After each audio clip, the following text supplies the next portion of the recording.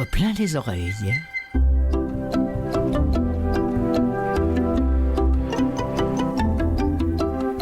Bonjour à toutes et à tous, Clotilde Sey en direct du studio de Canal M, ici à Montréal, sur la rue Sherbrooke, qui vous présente cette semaine, comme toutes les semaines, cette émission consacrée aux livres audio, des livres plein les oreilles. Qu'avez-vous lu ou écouté de Joël Dicker depuis sa célébrissime affaire, oui, Harry Kéber? Oui, ça remonte déjà maintenant, il en a écrit plus d'un depuis. Dicker, Joël Dicker, le Suisse, le prolifique, qui nous offre 2 titres tout récents en audio depuis qu'il a créé sa propre maison d'édition. J'espère qu'il va nous emmener complètement ailleurs, Monsieur Dicker. D'ailleurs, oui, je sais qu'il va nous emmener complètement ailleurs avec la très catastrophique visite du zoo, ou du zoo, comme disent les Français et les Européens, et Le Tigre, histoire toute courte, toutes 2 racontées par Emily Holmes. Ensuite, dans l'émission, rendez-vous en audio dans l'univers du magicien d'Oz, avant de retrouver le magicien Gérald Cousineau, encore une fois invité à nous parler d'un livre qu'il a écouté cette semaine. Ce sera Le barman du Ritz. Et on finira avec des nouveautés qui m'avaient échappé, entendez par là, qu'elles sont sorties en 2024, mais que j'en avais pas encore parlé.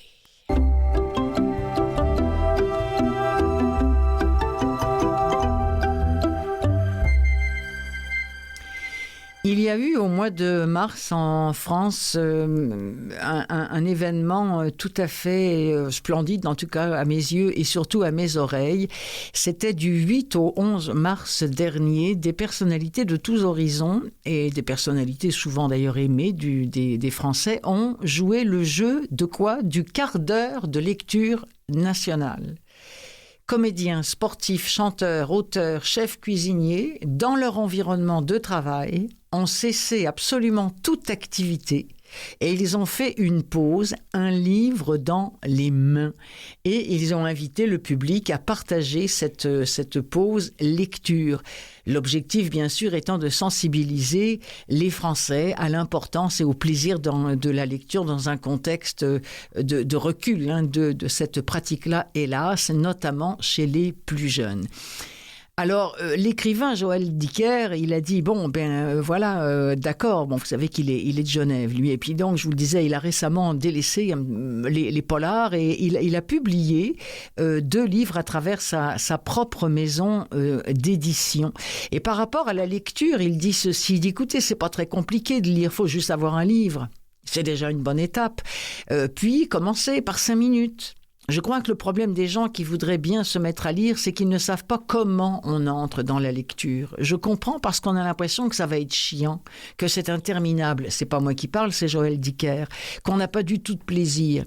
Eh bien, en fait, un livre, c'est du plaisir. Il suffit de commencer 5 minutes par jour, et on aura du plaisir. La très catastrophique visite du zoo, qui à peine sortie et se vend déjà comme des petits pains. On est à la veille de Noël, c'est à la fois pour les jeunes et pour les adultes, et c'est une visite scolaire qui tourne un peu à la catastrophe dans cet élément qui est le zoo. Alors on peut imaginer beaucoup de choses, avec aussi une histoire d'amour en filigrane qui est celle qui devrait se produire, avoir lieu entre l'institutrice et le directeur, et Dieu sait si les mômes vont tout faire pour que ça se passe comme ça. Extrait.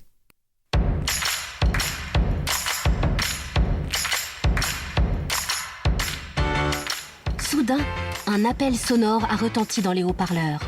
Une voix a informé les visiteurs qu'un groupe de 6 enfants était perdu dans le zoo, et la voix a donné une description très précise de nos vêtements. Comment Mademoiselle Jennings pouvait-elle se souvenir de ce que nous portions? Elle était une bonne maîtresse d'école. Il nous a semblé que tous les visiteurs autour de nous commençaient à nous dévisager. Il était temps de partir d'ici et aller nous cacher ailleurs. Au moment de sortir du vivarium, on a vu par la porte vitrée une voiturette du zoo qui déboulait sur l'allée principale avec à son bord des employés et Mademoiselle Jennings. Elle était vraiment déterminée à nous retrouver. Mais que fabriquait ce satané directeur? On a attendu que la voiture ait disparu et on a filé dans la direction opposée. On s'est retrouvés au bassin des otaries. Ça tombait à pic. C'était l'heure où les soigneurs les nourrissaient et il y avait un monde fou installé dans des gradins en pierre. On s'est assis parmi les spectateurs, espérant être invisible. Mais à nouveau, une alerte sonore a retenti dans les haut-parleurs. Et cette fois, c'est la voix de Mademoiselle Jennings qui a retenti. Les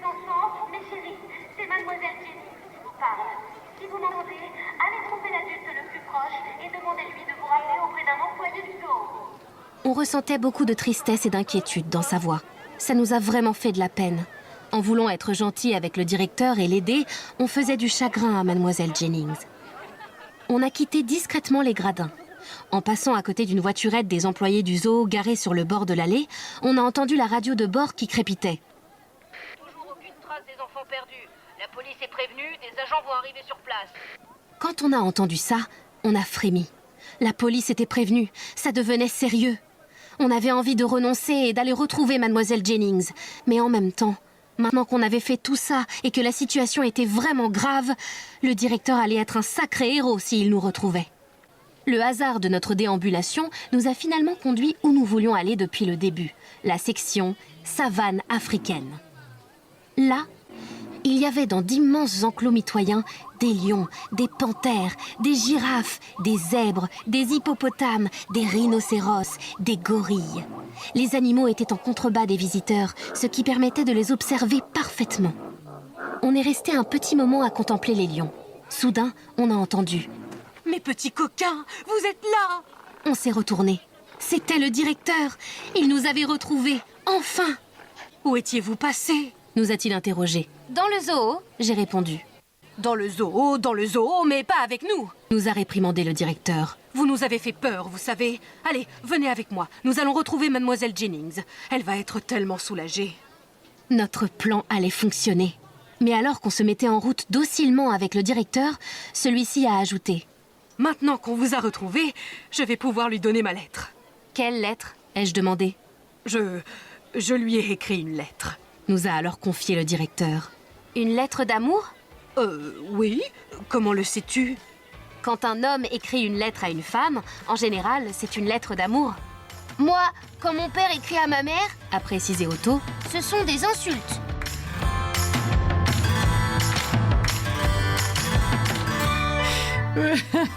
C'est du Joël, je ris, mais c'est pas drôle. C'est du Joël Dicker, la très catastrophique visite du zoo. Il y en a un autre qui vient de sortir tout court, qui s'appelle le Tigre. C'est lu par la même voix par la même jeune femme que celle que vous venez d'entendre, Emily Holmes. Le Tigre, c'est un conte qui peut être recommandé à la jeunesse ainsi qu'à tous les admirateurs de Joël Dicker. C'est certain. En fait, c'est un des premiers textes que Dicker a écrit quand il avait 19 ans. Et ça raconte un fait divers, singulier, mais vrai, qui a défrayé la chronique de Saint-Pétersbourg, la capitale de l'Empire russe, alors qu'un tigre monstrueux fait régner la terreur dans la lointaine Sibérie. On parle pas des États-Unis là et du machin roux là, on parle vraiment d'un tigre en Sibérie. Il décime les troupeaux, il massacre les villageois qui évidemment sont morts de peur et qui n'osent plus sortir de chez eux.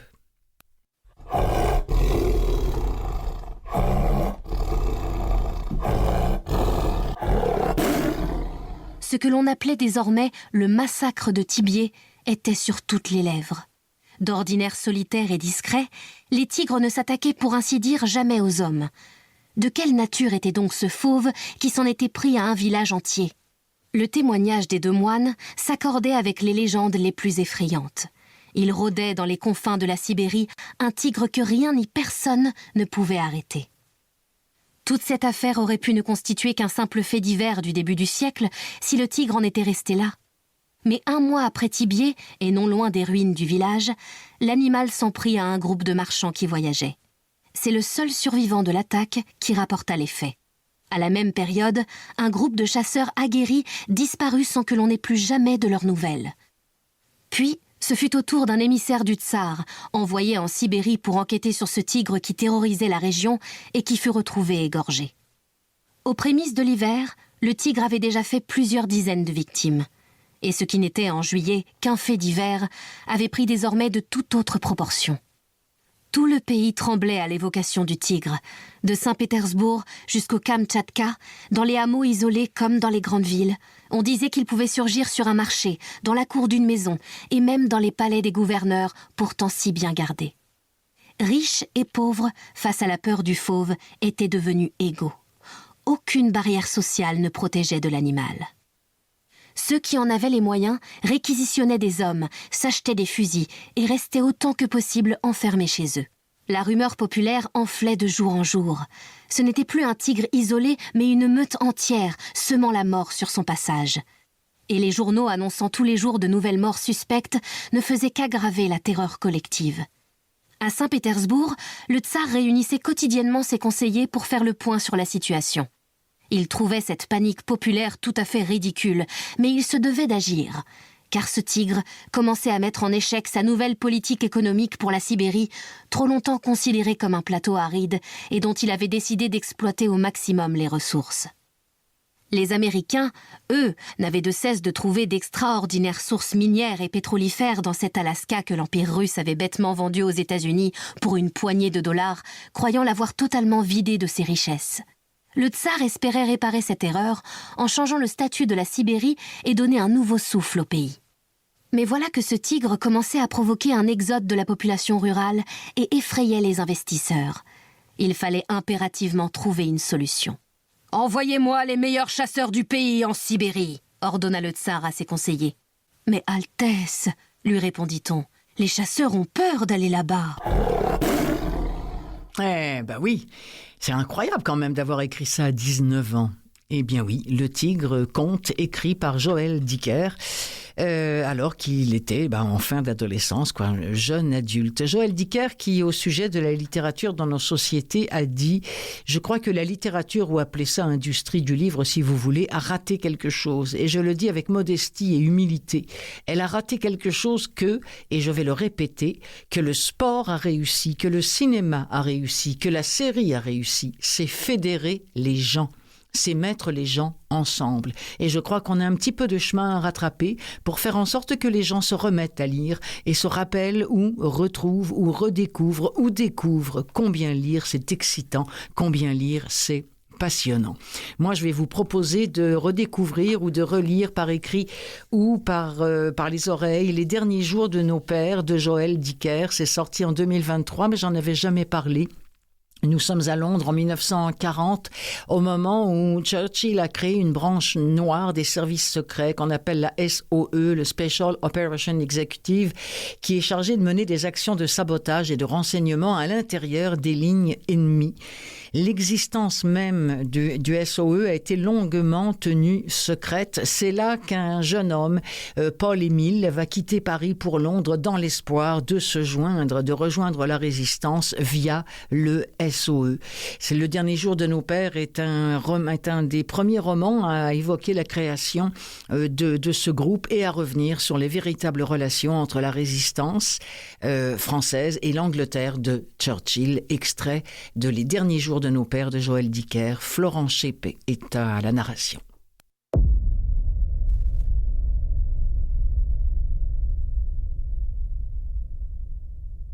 Mais la guerre les avait rattrapés et en faisant le choix des armes, Pal faisait le choix d'abandonner son père. Il avait su son départ en août déjà, mais il avait été incapable de le lui annoncer. Lâche, il n'avait trouvé le courage des adieux qu'à la veille de partir, après le repas du soir. « Pourquoi toi ?» s'était étouffé le père. « Parce que, si ce n'est pas moi, ce ne sera personne. » Le visage plein d'amour et de douleur, il avait enlacé son fils pour lui donner du courage. Toute la nuit durant, terré dans sa chambre, le père avait pleuré. Il pleurait de tristesse, mais il trouvait que son 2 ans était le plus courageux des enfants. Pal était resté devant sa porte à écouter les sanglots, et il s'était soudain tant haï de faire pleurer son père qu'il s'était entaillé le torse de la pointe de son canif jusqu'à saigner. Dans un miroir, il avait regardé son corps meurtri, il s'était insulté, et il avait creusé encore la chair à l'endroit de son cœur pour s'assurer que la cicatrice ne disparaîtrait jamais. Le lendemain à l'aube, son père, déambulant dans l'appartement en robe de chambre, l'âme déchirée, lui avait fait du café fort. Pal s'était assis à la table de la cuisine, chaussé, chapeauté, et il avait bu le café, lentement, pour retarder le départ. Le meilleur café qu'il boirait jamais. « As-tu pris de bons vêtements ?» avait demandé le père en désignant le sac que son fils s'apprêtait à emporter. « Oui. » Laisse-moi vérifier. Il te faut des habits bien chauds, l'hiver va être froid. » Et le père avait ajouté dans le bagage quelques vêtements, du saucisson et du fromage, et un peu d'argent. Puis, il avait vidé et rempli le sac à 3 reprises.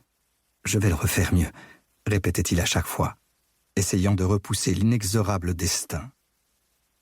Et lorsqu'il n'y avait eu plus rien qu'il puisse faire, il s'était laissé envahir par l'angoisse et le désespoir.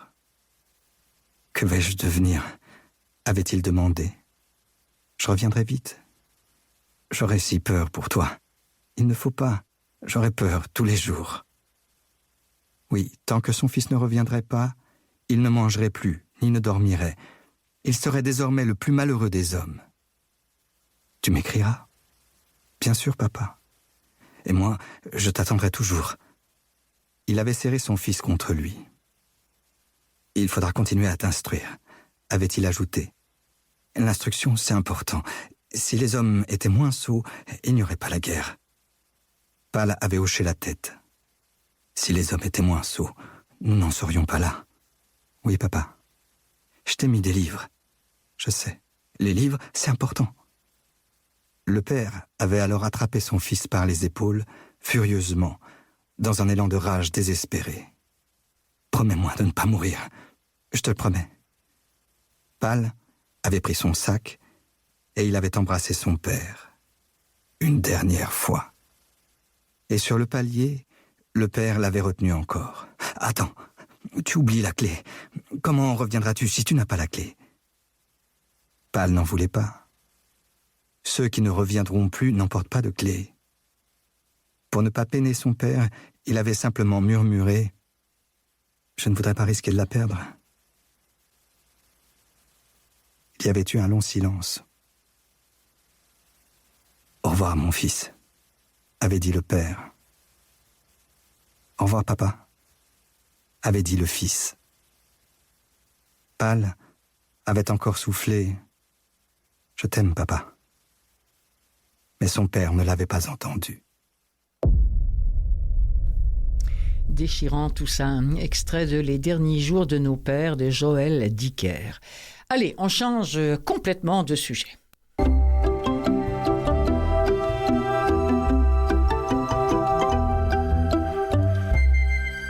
Allez savoir, est-ce que c'est la sortie de la comédie musicale Wicked qui m'a donné l'envie de me replonger par le biais du livre audio, en me créant mes propres images ou en retrouvant celles du film de 1939, énorme production de la Metro-Goldwyn-Mayer, de quoi? Mais du magicien d'Oz, bien sûr. Ah, la petite Judy Garland.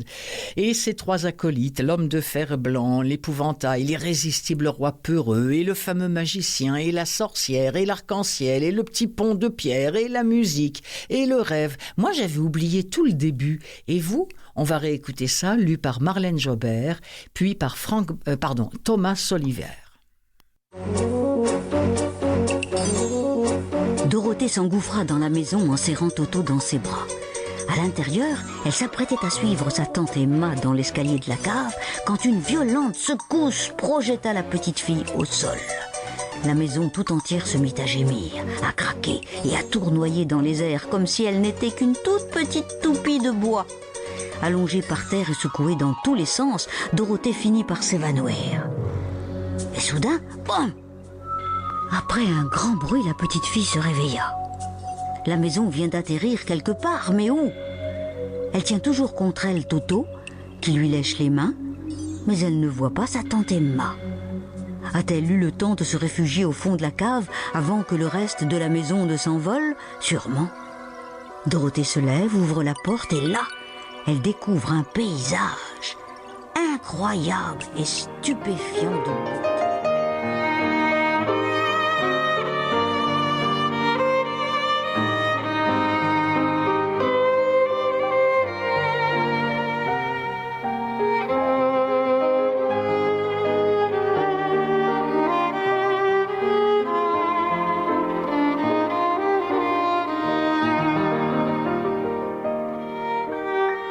Dorothy fut réveillée par un choc si brutal qu'elle aurait pu être blessée si elle n'avait pas été couchée sur son lit moelleux.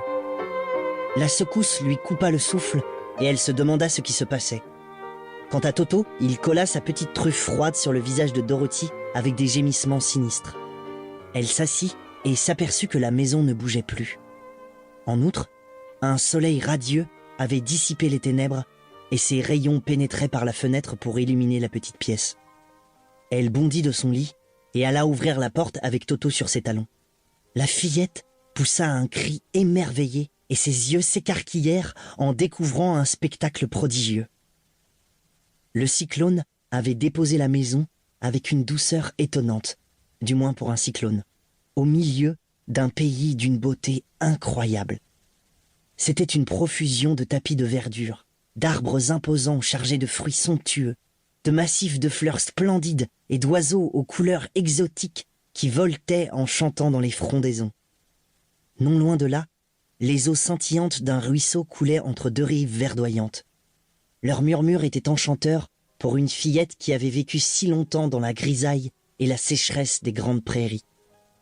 Tandis qu'elle dévorait des yeux ce paysage sublime, elle vit s'approcher d'elle les créatures les plus bizarres qu'elle ait jamais rencontrées. Elle n'était pas aussi grande que les adultes auxquels elle était habituée, mais on ne pouvait pas dire non plus qu'elle soit petite. En fait, elles étaient de la même taille que Dorothy.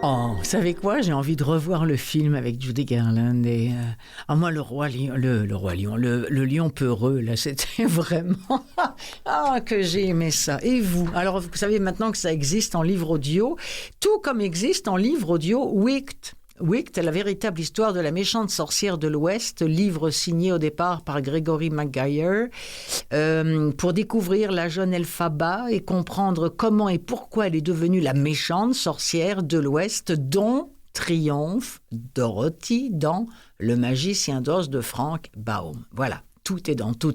Alors dans Wicked, on suit Elphaba, une jeune femme incomprise à cause de la couleur inhabituelle de sa peau, qui ne soupçonne même pas l'étendue de ses pouvoirs. À ses côtés, il y a Glinda, qui, aussi populaire que privilégiée, ne connaît pas encore la vraie nature, elle, de son cœur. Leur rencontre à l'université de Shiz, dans le fantastique monde d'Oz, marque le début d'une amitié improbable mais profonde. Cependant, leur rapport avec le magicien d'Oz va mettre à mal cette amitié et voir leur chemin s'éloigner.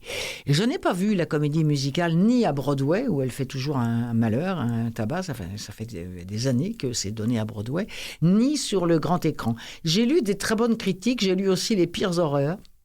Alors, je ne sais pas. Mais enfin bon, mettons que c'était, vu que Wicked vient de sortir, produit par Audiolib en livre audio, je trouvais que c'était une bonne occasion de vous en faire entendre un extrait en français.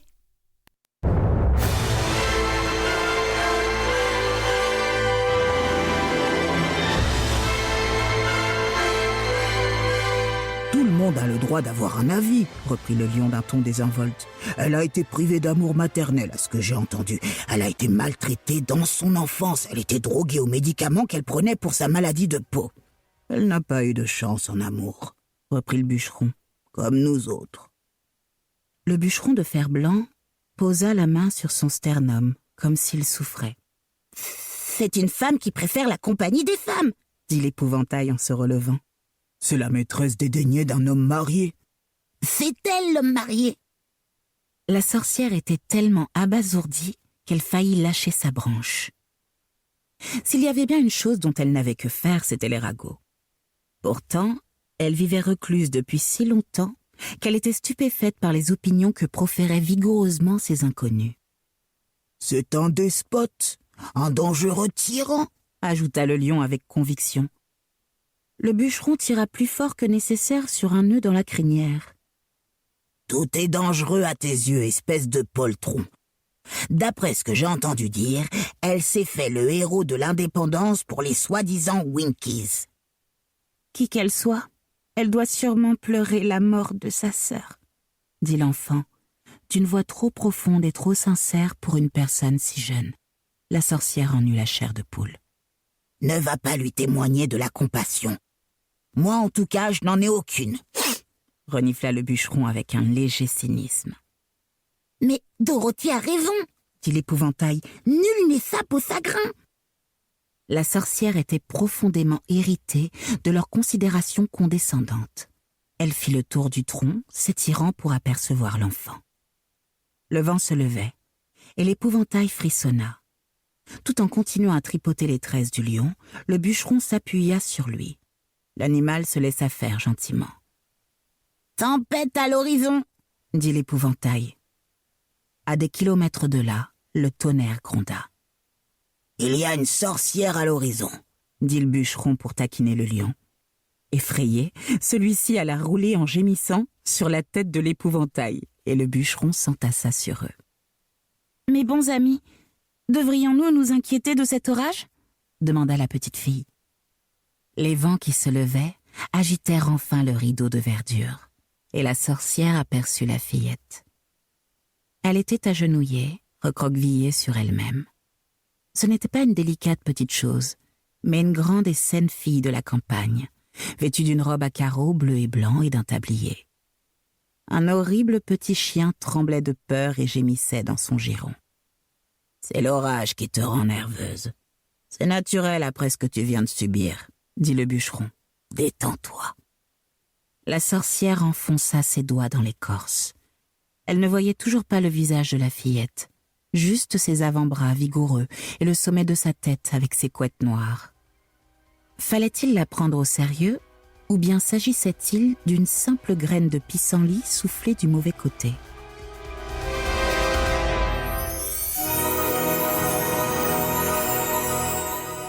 Alors, Wicked de Gregory McGuire, moi, j'ai pas vu la comédie musicale, mais apparemment, cette scène-là ne fait pas partie de la comédie musicale. Donc, j'y comprends rien. Mais Wicked, je peux vous le dire, ça a été produit par Audiolib en livre audio. Et c'est l'extrait que vous venez d'entendre à l'instant à l'émission Des livres plein les oreilles, qui se poursuit dans quelques secondes avec Gérald Cousineau.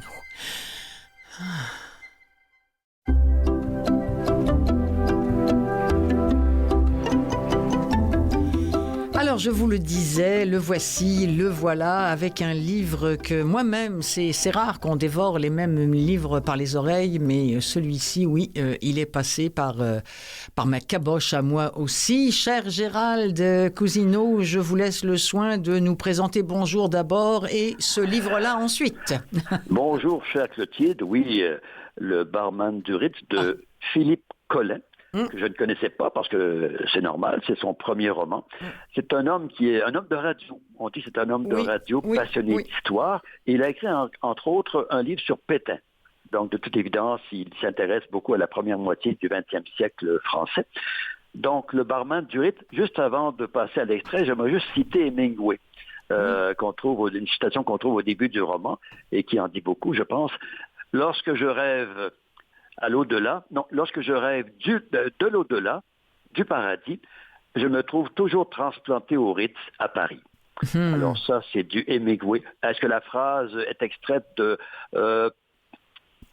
je sais Paris pas. Paris est une fête, on ne le dit pas. Mais okay. Ça pourrait très bien être le cas. Donc, passons à l'extrait qui va tout de suite nous mettre dans le bain. D'accord. Guitry regrette l'absence de Göring et suggère que le Special soit rebaptisé le Frankreich. Les autres se régalent au Pims ou au Highball, cadeau de la maison.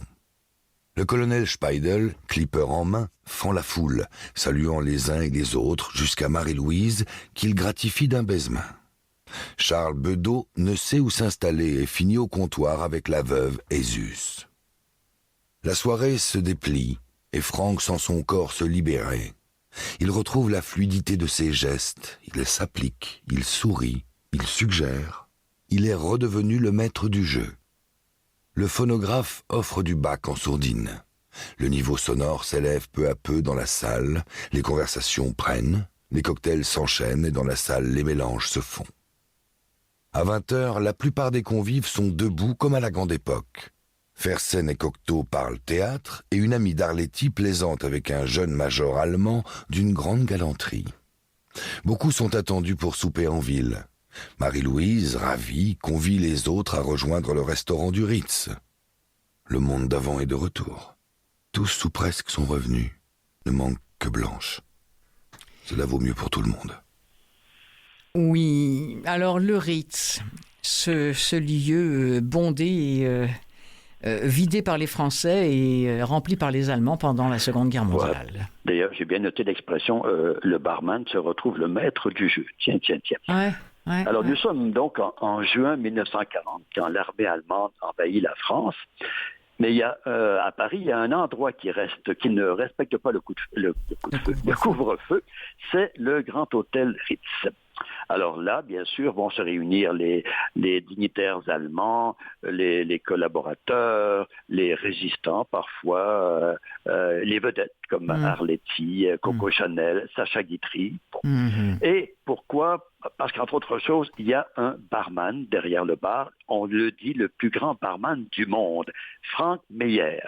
Frank Meyer, c'est un Autrichien d'origine qui a quitté l'Autriche au tout début du XXe siècle. Il s'est retrouvé où? À New York, aux États-Unis, et c'est là qu'il a fait l'apprentissage du métier de barman. C'est là où il aurait appris son métier et il a développé ce métier avec beaucoup de talent. Et tout ça nous a raconté comment, c'est une sorte d'histoire dans l'histoire, parce que dans le roman de M. Collin, il y a beaucoup d'extraits du journal de Frank Meyer. Et c'est là qu'il raconte comment il en est venu vivre aux États-Unis, comment il a fait son métier, comment il a fait la guerre de 14-18 et comment il s'est retrouvé au Ritz en 1921. Alors, il est donc barman du Ritz depuis 1921. La guerre arrive. Il ne s'enrôle pas parce qu'il a passé un certain âge. Donc, il est toujours barman. Évidemment, l'armée allemande, les soldats allemands, les dignitaires surtout se pressent au bar parce qu'il fait des cocktails extraordinaires. Et là, il y a des noms qui m'ont complètement échappé, Clotilde. Je ne suis pas un spécialiste des cocktails. J'en ai perdu un peu, là. Non, mais par contre, ce qu'il faut dire, c'est que si le couvre-feu n'est pas imposé au Ritz, c'est parce que les Allemands y allaient, quoi. Voilà. Parce que sinon, tous les autres, eux, étaient obligés de fermer. Donc, tout le monde était jaloux, en plus du Ritz, quoi, à l'époque. Et d'ailleurs, Frank Meyer va se rendre compte qu'il y a une coupure entre le monde du Ritz, le monde de l'intérieur, là, avec le fast, le luxe, tout ça, et le monde de l'extérieur, parce qu'il y a le rationnement à l'extérieur. Oui, ça crève de faim. C'est ça, les gens ont faim, tout ça. Donc, il y a un monde. Lui, il va vivre quand même assez bien pendant les 4 ans, 40-44. Et là, on a l'évolution de la guerre. De 40 à 44, ça nous est détaillé, soit par le journal du barman, soit par la vie quotidienne, tout ça. Et il y a des passages un peu plus savoureux, comme l'arrivée de l'inénarrable Göring, maréchal Göring. Oui, qui était quand même le bras droit de Hitler. Oui, et quand on apprend que ce monsieur qui prenait des bains régulièrement consommait toute l'eau de l'hôtel et qu'on n'osait pas le lui dire, on rit, mais c'est pas drôle. Non, c'est pas drôle, mais c'est ça. C'est quand même la guerre. Oui. Mais il avait des problèmes de santé, ce monsieur Göring. Donc, c'est la vie quotidienne du Ritz qui est racontée avec, encore une fois, les vedettes de l'époque, Arletty, Cocteau, etc. Cocteau, bien sûr. D'ailleurs, certaines personnes parmi ces gens-là ont eu un peu de mal à la libération de Paris. Ah ben oui. Guitry a été emprisonné. A été arrêté, oui. Donc, on se rend de 40 à 44. C'est absolument passionnant parce que dans l'avant-propos, l'auteur prend la peine de dire que les faits et les personnages sont réels. Bon. Est-ce que le barman, alors on suppose que le barman a vraiment existé, mais le clou de l'histoire, c'est que ce monsieur d'origine autrichienne, ce monsieur qui a fait la guerre de 14-18 du côté français, eh bien, il est juif. Et c'est ça, au milieu des Allemands. Quelle bonne idée d'avoir fait un roman avec ça. On ne l'avait pas fait encore, c'est curieux. Donc, il est juif, mais il réussit à cacher ça pendant toute la guerre. Jamais il ne sera ennuyé par l'armée allemande, par les dignitaires allemands. Il va même, je ne dirais pas sympathiser, mais quand même, ils vont trouver plaisir à jaser avec lui, et surtout, ils vont rechercher ses cocktails. Encore une fois, il va protéger son apprenti, Luciano, qui est également juif. À un moment donné, la vis va être serrée un peu, mais il va réussir quand même à s'en sortir. Il va réussir à libérer en quelque sorte Luciano. Mais ce qui est formidable, c'est de voir avec quelle méticuleuse précision historique. L'auteur raconte cette histoire. On y est vraiment. On vit dans cet hôtel. D'ailleurs, à la toute fin de l'histoire, en 44, quand Paris est presque libéré, le personnage, Frank Meyer, va se payer pour une fois une chambre. Oui. Il est presque... L'hôtel est quasi désert. C'est une très belle image. Oui. Il choisit une chambre, une belle chambre, évidemment, au hasard. Là. Il va dormir là. Pour la première fois de sa vie, il n'avait jamais dormi là avant, mais là, l'hôtel est quasi vide, Paris est quasiment libéré, mais c'est vraiment une très... Et il attend les représailles. Hein. Il est convaincu que la résistance va lui tomber dessus parce qu'il a abreuvé les Allemands pendant toute la guerre. C'est ça, d'autant plus qu'encore une fois, certains qui ont fréquenté les Allemands vont avoir des ennuis, mais je ne dirais pas s'il en aura des représailles ou non, je laisse ça au lecteur, mais c'est quand même un très bon personnage. C'est un humaniste, finalement, ce monsieur-là, un philosophe qui doit s'arranger avec la situation, et il y parvient très bien, quoique. Il est toujours sur une corde raide. À un moment donné, il va même trafiquer des faux passeports. Oui. Donc, c'est dangereux, ça, quand même. Pour des Juifs, justement, pour les faire sortir. Oui, pour les faire partir. Donc, et quand je dis que tout se passe entre 40 et 44, mais en même temps, on apprend l'invasion de la Russie par l'Allemagne, évidemment, l'attaque de Pearl Harbor par les Japonais, donc les États-Unis entrent en guerre, l'affaire Petiot, rappelez-vous ce médecin qui tuait littéralement des Juifs, qui pour les dépouiller, oui. Voilà, donc en même temps, on apprend tout ce qui se passe durant cette guerre-là par l'entremise du journal de Frank Meyer, donc ce barman, cet homme qui passe pour être un grand barman, et de toute évidence, il l'est parce qu'on revient de soir en soir boire ses cocktails. Donc, c'est un roman formidable. Si vous connaissez mal l'histoire de l'occupation, évidemment, on a beaucoup écrit sur l'occupation en France, mais c'est quand même, à mon avis, un des meilleurs livres qu'on peut trouver sur ce sujet. Je suis tout à fait d'accord, parce que là, on n'est pas du côté de la résistance, on est du côté allemand. Lorsque les Allemands, eux, profitent, c'est l'opulence pour eux à Paris. Tout à fait. Donc, pendant que les autres crèvent de faim dans les caves à éviter les bombes, parce que c'est ça, on passe son temps dans le métro à se protéger des Anglais, des bombardements anglais. Les soldats allemands, les dignitaires allemands savent très bien qu'ils peuvent du jour au lendemain être envoyés dans l'Est. Oui. Dans l'Est, ça veut dire la Russie, où l'armée allemande commence à avoir des ennuis. On pense à Stalingrad. Oui. Donc, ils ont intérêt à marcher... droit. Absolument. À marcher droit, parce que Hitler ne joue pas avec cette chose-là. Un maréchal, peu importe, son titre va être envoyé dans l'Est facilement. Donc, ça aussi, il y a une tension. Même chez ces Allemands-là, on sait qu'ils sont amovibles. Alors, ils le savent eux-mêmes, et ça rend encore l'histoire plus énervante. Oui, et ça les rend un peu plus humains, et beaucoup sont très cultivés. Ça les lie aussi entre Meyer. C'est ça. Guerre, qui a une grande place dans le roman, et qui était un soldat très cultivé et qui lui a survécu à la guerre. Il est mort à quasi 100 ans, je pense. Oui. Il y a effectivement dans le roman quelques personnages, il faut bien dire, de soldats, de dignitaires allemands très sympathiques. Très sympathiques, oui. Parce qu'on généraliserait en disant qu'ils étaient tous antipathiques, pas du tout. Eh bien, le roman rend très bien cette idée de... Non, c'était d'abord et avant tout des êtres humains. Ils étaient du côté allemand, c'est tout. Mais c'était d'abord et avant tout des êtres humains. Et là, ils étaient contents de se retrouver entre humains. Une pause de la guerre. En tout cas, je suis heureuse que vous l'ayez apprécié, parce que je l'ai aussi beaucoup aimé en audio. Moi, je fais ça en faisant de la peinture. Je veux dire ça. ou dans ma voiture, ou c'est ça. Et vraiment, j'avais hâte de retourner à mes pinceaux pour savoir ce qu'allait se passer avec ce barman du Ritz, qui lui, par contre, a été moins chanceux que le fameux Jungen, là, qui est mort à 100 ans. Lui, il est mort en 47. Donc, il est mort finalement peu de temps après la libération. Mais mais on ne sait pas de quoi. C'était pas précisé. Alors, écoutez, merci tellement de nous avoir parlé de ce livre, Le barman du Ritz, de Philippe Collin. C'est lu en audio chez Audiolib par Florian Wormser. Et s'il a un nom germanique, alors ce qui est formidable, c'est qu'il n'a aucun problème avec tous les noms allemands qu'il y a dedans. Et ça il y en a beaucoup. Il y en a beaucoup, et ça rend aussi l'écoute vraiment très agréable. Merci infiniment, cher Gérald. On va se retrouver très rapidement, à peu près aux 2 semaines, à peu près. On se fait signe, quoi. Alors, à la prochaine. À la prochaine, mon ami. Bonne fin de journée. Salut, bye.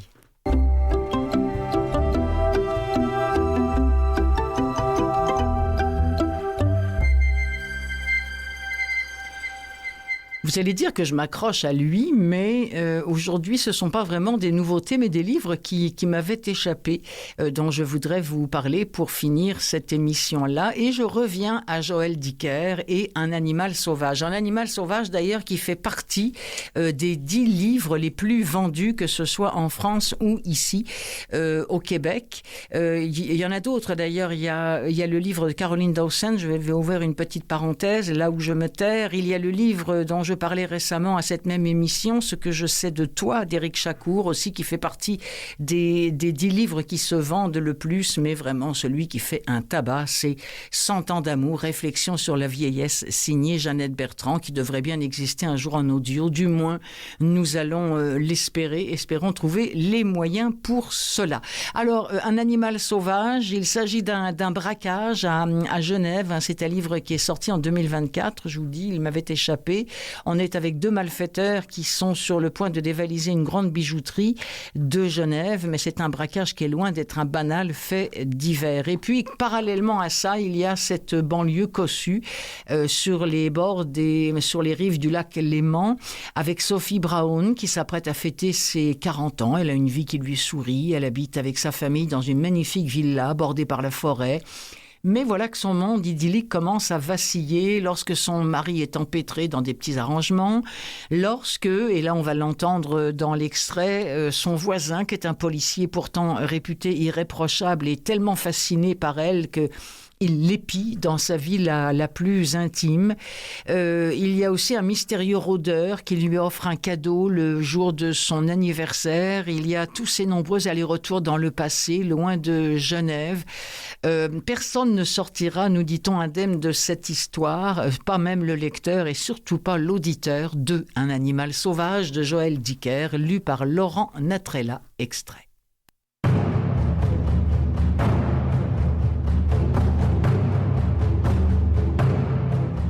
Un homme qui se savait invisible dans ses vêtements de sport sombre était accroupi derrière un tronc, les yeux rivés sur Sophie dans sa cuisine. Sophie, son café à la main, observait la lisière de la forêt qui marquait la fin de son jardin. C'était son rituel du matin. Elle embrassait du regard son petit royaume sans se douter qu'on l'épillait. À quelques kilomètres de là, au centre de Genève, une Peugeot grise aux plaques françaises roulait sur une avenue déserte. Dans le jour naissant, on ne distinguait pas son conducteur à travers le pare-brise. Le véhicule attira l'attention d'une patrouille de police. Des gyrophares bleus illuminèrent les façades des immeubles alentours. Les policiers procédèrent au contrôle de la Peugeot et de son conducteur. Tout était en ordre. L'un des policiers demanda au conducteur ce qu'il venait faire à Genève. « Une visite de famille », répondit-il. Les policiers, visiblement satisfaits, repartirent. Le conducteur se félicita de cette voiture d'occasion achetée à très bon prix et surtout en toute légalité. C'était le meilleur moyen de passer inaperçu. Sophie, à la fenêtre, continuait d'observer son jardin. Parfois, elle surprenait un renard qui vagabondait sur la pelouse. Il lui était même arrivé de voir un chevreuil. Elle adorait cette maison, acquise avec son mari une année auparavant. Ils vivaient jusqu'alors dans un appartement au cœur de Genève, dans le quartier de Champel. L'idée d'une maison avec un jardin pour les enfants leur trottait dans la tête depuis un moment. La hausse des prix de l'immobilier les avait décidés à vendre leur appartement avec une belle plus-value et à se mettre à la recherche d'une maison. Lorsqu'ils avaient visité cette villa d'architecte située dans la commune huppée de Colonie, ils n'avaient pas hésité une seconde. Ils se réveilleraient tous les matins dans ce cadre enchanteur, tout en étant à 4 kilomètres du centre de Genève où ils travaillaient tous les deux. Quelques arrêts de bus, 12 minutes de voiture, 15 minutes de vélo électrique pour les bobos. Il n'en fallait pas plus pour passer d'un univers à un autre. L'homme caché dans les taillis observait à présent Sophie à l'aide d'une petite paire de jumelles militaires. Il scrutait son corps élancé que dévoilait sa robe de chambre courte et s'arrêta sur le haut de sa cuisse où apparaissait le tatouage d'une panthère. Quelques dizaines de mètres derrière lui, son chien attendait patiemment attaché à un arbre. L'animal, couché sur un tapis de feuilles, semblait habitué à cette routine qui durait depuis maintenant plusieurs semaines. Son propriétaire venait ici tous les matins. À l'aube, il s'installait là et observait Sophie à travers les baies vitrées. Les Brown dormaient les stores ouverts, et il voyait tout. Il la regardait se lever, descendre dans la cuisine, se faire un café et le boire à la fenêtre. Elle était tellement désirable. Il était obnubilé par elle, obsédé.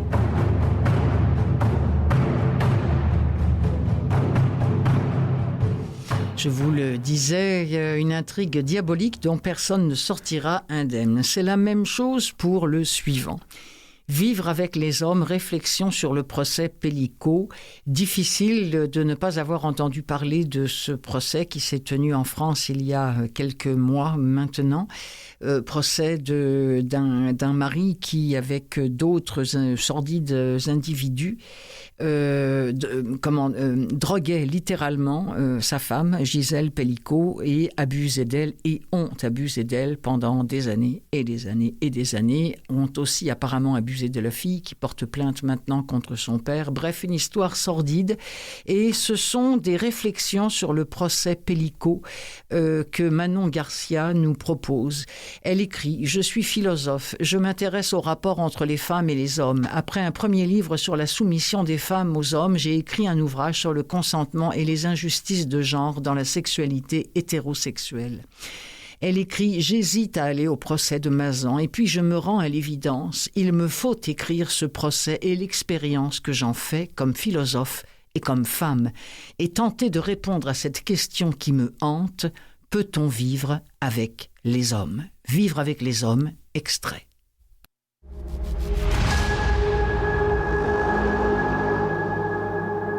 Quand, après 3 jours passés dans la salle de retransmission, je pourrai enfin entrer dans la vraie salle grâce à une accréditation, je prendrai la mesure de tout ce que je n'avais pas vu, pas senti, pas compris. La caméra qui filme dans la salle d'audience est fixe. On voit en plan large les juges, les procureurs du ministère public et le pupitre où s'avancent les experts, les témoins et les accusés qui comparaissent libres. On ne voit jamais les policiers, les avocats de la défense, les accusés incarcérés. Ni les rapprochements entre ces derniers, leurs ricanements, ni la façon dont Dominique Pellico semble physiquement régner sur le procès depuis son box. J'y reviendrai. À mesure que le temps passe devant les grilles, la file d'attente s'allonge. Des jeunes femmes qui s'intéressent au procès, une mère et une fille venues de loin pour voir Gisèle et pour comprendre, une comédienne de l'ouest de la France. Des hommes arriveront plus tard, mais je ne parviendrai pas à leur parler. Pour celles que nous sommes ce matin-là, leur présence est un mystère. Que veulent-ils ? Est-ce qu'ils sont là dans l'espoir de voir les vidéos des abus subis par Gisèle Pellico ? Brigitte nous rassure. Aujourd'hui, il n'y aura pas de vidéo. Mais les jours où il y en a, nous dit-elle, il y a foule et on pourra voir les petits culs qui frétillent dans la salle de retransmission. Alors, qui sont ces hommes ? Certains semblent penser qu'il ne faut pas rater ça ou qu'ils se doivent d'être là, mais ils ne nous parlent pas. Sinon 2 d'entre eux qui, clairement, espèrent nouer des liens avec les femmes présentes. Quelques minutes avant l'ouverture des grilles, des hommes arrivent aux abords de la grille sans prendre place dans la file. Ma première pensée est qu'ils essaient de doubler tout le monde, mais je comprends qu'ils attendent sans doute pour d'autres affaires. L'évidence m'échappe tout d'abord. Certains d'entre eux sont des accusés du procès qui m'intéresse. Sur les 50 mis en accusation aux côtés de Dominique Pellico, 1 est en fuite, certains sont incarcérés, mais la majorité n'est pas en détention provisoire. Ils viennent au tribunal le matin. On les croise dans le couloir pour aller aux toilettes, à la machine à café. Si, les jours d'affluence au procès, ils sont masqués et portent une capuche dans la salle des pas perdus pour ne pas être pris en photo, ce n'est pas toujours le cas. Et comme on ne les voit sur l'écran de la salle de retransmission que lorsqu'ils sont à la barre, je passerai les premiers jours à m'interroger à chaque homme sans robe d'avocat que je vois passer. Violeur ou pas violeur. Et une fois que je les aurai identifiés et que je découvrirai la haine de certains d'entre eux pour les féministes enragées présentes au procès, je n'emmènerai pas large. Ouf. coup de poing, mais rappelons-le, 51 personnes. Ça a duré, je ne sais plus combien de temps, mais c'est sordide. Depuis d'ailleurs, il y en a d'autres affaires comme celle-ci, malheureusement. Ce n'est pas la seule, ni en France, ni d'ailleurs, ailleurs. Elle rêvait d'autres cieux et d'autres matins. On change de sujet complètement avec Christian Signol, lu par Fabienne Loriot. Clémence est une fille de paysan du Poitou qui rêvait d'être institutrice. Son frère meurt au front en 1917. Ça l'oblige à rester auprès de ses parents.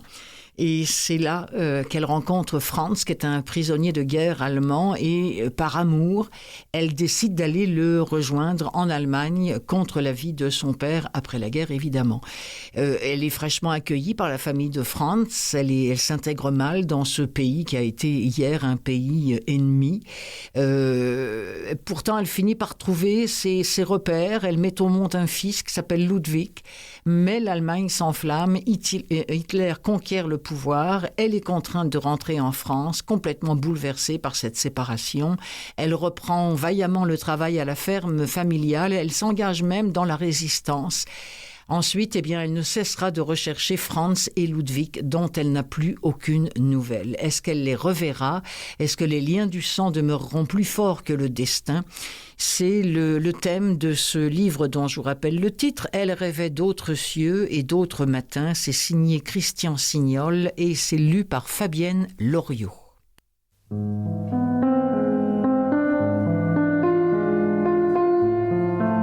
L'hiver qui suit ce 11 novembre n'est qu'un immense désert froid, sans joie, jusqu'à l'été 1919, un été précoce, dont les beaux jours ramènent à la fois la chaleur et les travaux des champs.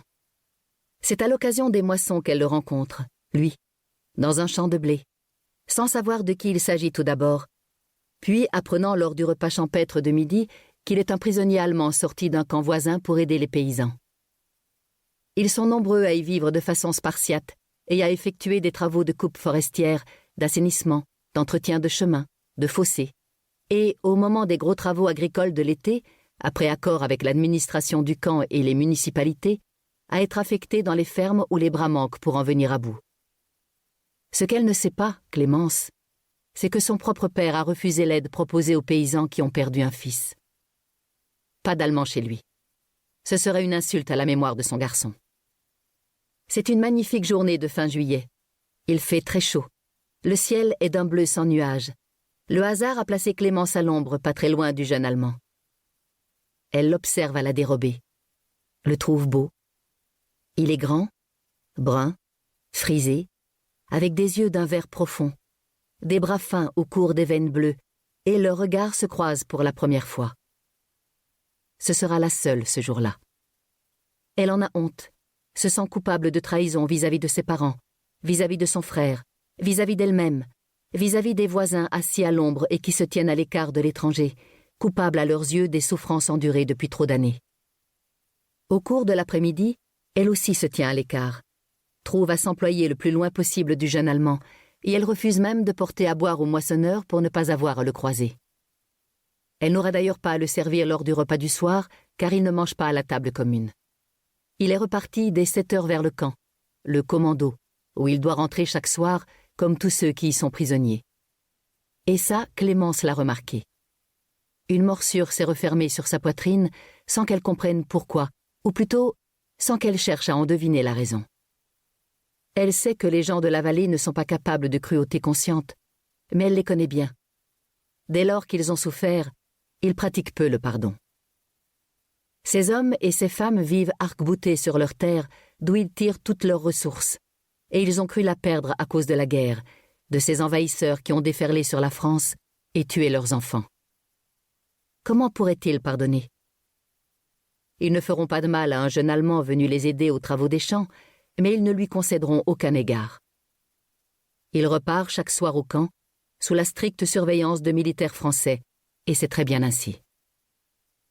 Elle s'en veut, Clémence, et elle le fuit tout le temps que vont durer les moissons dans les fermes du voisinage, c'est-à-dire pendant 3 semaines. Puis tout rentre dans l'ordre. Les greniers sont pleins, la paille est entassée dans la grange, la douce vie du Poitou s'installe dans les terres et les bois, les éteules blondissent au soleil, l'eau des rivières chante sous les frondaisons, Les nuits ruissellent d'étoiles dont la mystérieuse beauté console des chagrins de la vie.